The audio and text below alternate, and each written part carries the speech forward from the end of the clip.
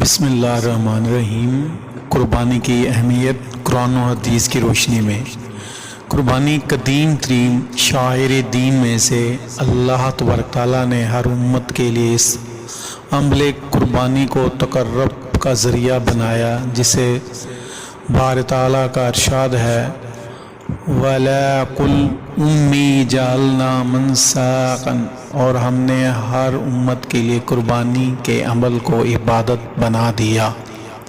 بہرحال قربانی اللہ تبارک تعالیٰ کا قرب حاصل کرنے کے لیے ایک بہترین عمل ہے، اور اس کا ثبوت قرآن مجید کے قطعی دلائل، حدیث اور متواتر اور امت مسلمہ کے عملی تواتر سے ہے۔ ارشاد باری تعالیٰ ہے فَصَلِّ رَبِّكَ وَانْحَرْ، سو آپ نماز عید پڑھیے اور قربانی کیجیے۔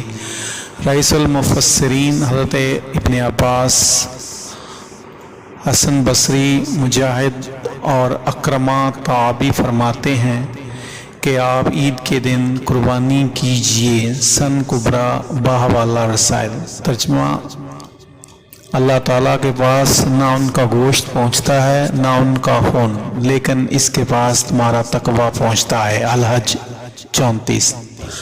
حضرت عائشہ رضی اللہ تعالیٰ عنہا فرماتی ہیں کہ رسول اللہ صلی اللہ علیہ وآلہ وسلم نے فرمایا کہ قربانی کے دن قربانی سے زیادہ کوئی چیز اللہ تعالیٰ کو پسند نہیں، اور قربانی کا جانور قیامت کے دن اپنے سینگوں، بالوں اور کھروں کے ساتھ لایا جائے گا، اور ذبح کرتے وقت خون زمین پر گرنے سے پہلے ہی اللہ تعالیٰ کے ہاں مقبول ہو جاتا ہے، تو خوب خوشی سے دل کھول کر قربانی کیا کرو۔